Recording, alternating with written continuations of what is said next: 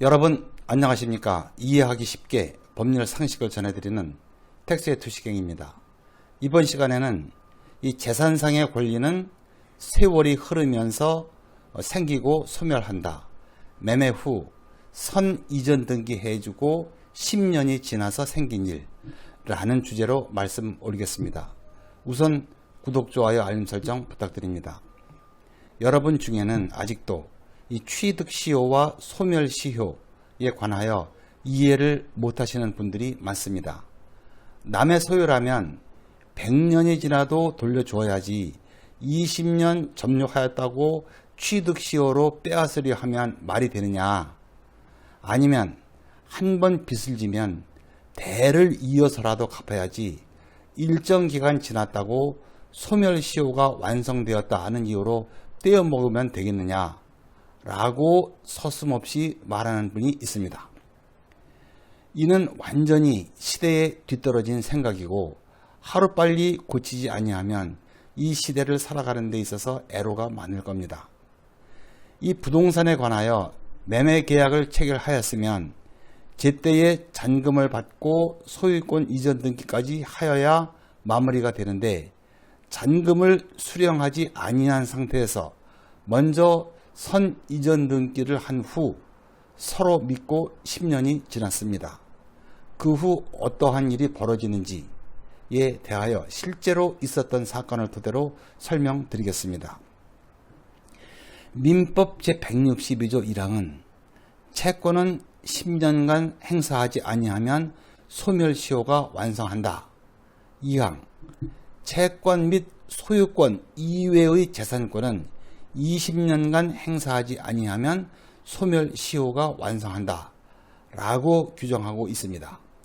즉 모든 채권은 최대 10년이 경과하면 시효로 소멸하고, 소유권이 아닌 권리는 20년간 행사하지 아니하면 시효로 소멸한다는 것이지요.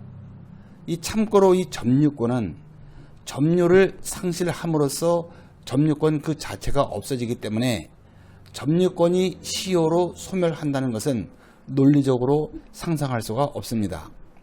이 부동산 매매를 한 후 매도인은 매매대금을 달라는 청구권이 생기고, 매수인은 소유권 이전 등기 청구권이 생깁니다.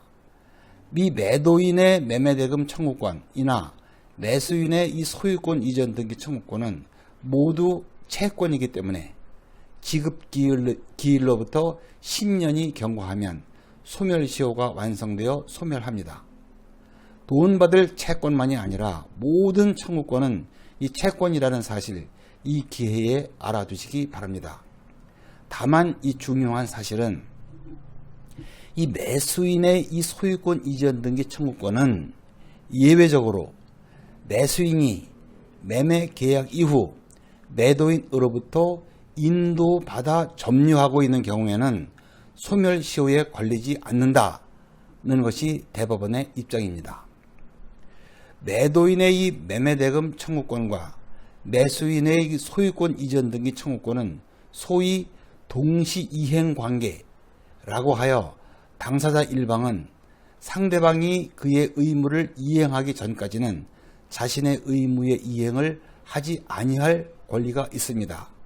그렇다면 이 매매대금 청구권과 이전 등기 청구권은 동시이행 관계에 있으니까 양쪽 모두 소멸시효가 진행되지 않거나, 나아가 나의 권리만, 즉 일방의 권리만 소멸시효로 소멸하는 경우는 없어야 하지 않느냐라고 생각하실 수 있습니다.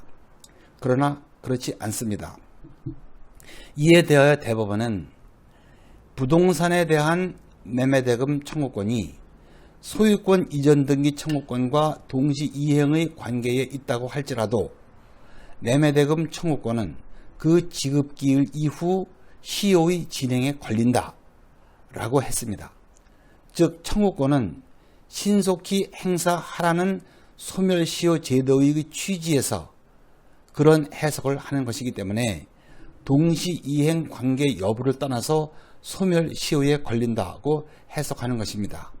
그렇기 때문에 잔금 이행이 되지 않고 이전 등기도 되지 아니한 상태에서 10년이 경과하면 이 두 개의 권리, 즉 매도인의 잔금 이행 청구권과 매수인의 이전 등기 청구권이 모두 소멸시효가 완성되어 권리가 소멸할 수 있습니다.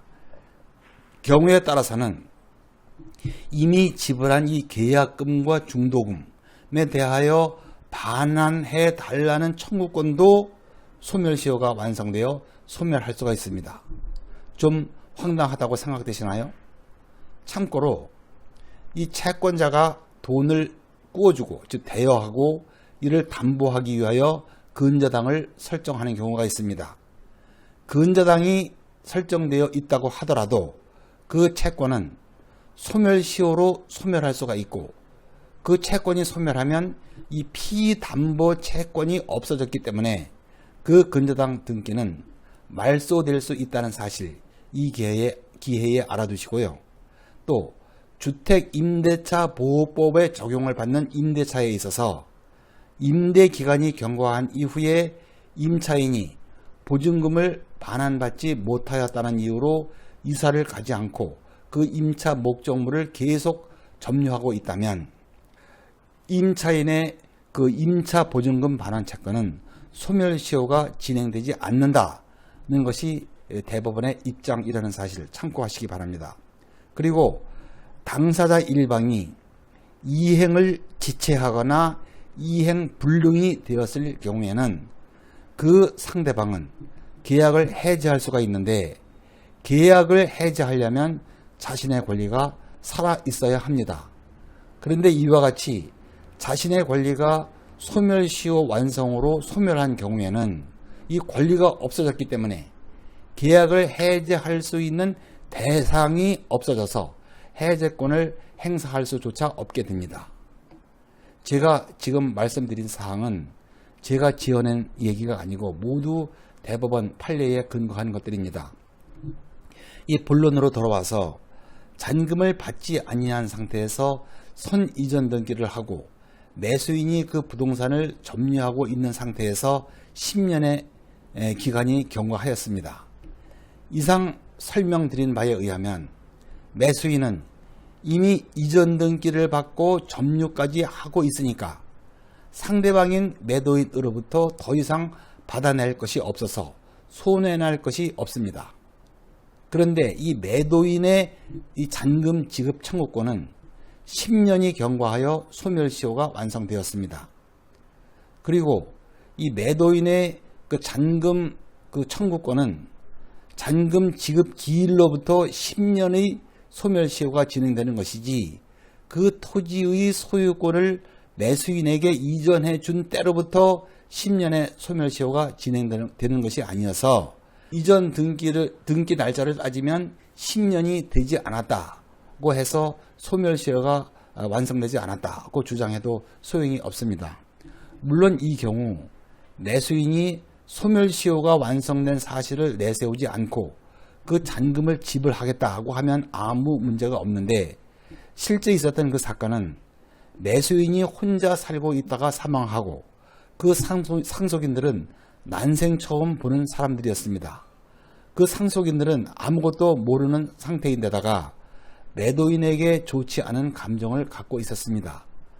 그 상속인들은 그동안 잔금도 지불하지 않았는데 등기를 이전받고 10년 이상 점유까지 한다는 게 이해가 되지 않는다고 하면서 설령 채무가 남아있더라도 10년의 소멸시효가 완성되었다고 주장하고 나섰습니다. 매도인으로서는 그 상속인들을 설득하지 못하는 한 법적으로는 꼼짝없이 잔금을 포기할 수밖에 없습니다. 이러한 일은 믿는 사이일수록 자주 생길 수가 있습니다.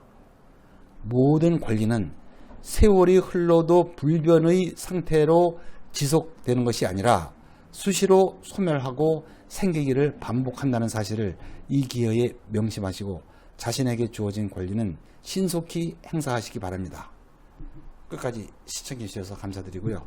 다음 더 유익한 주제로 뵙겠습니다.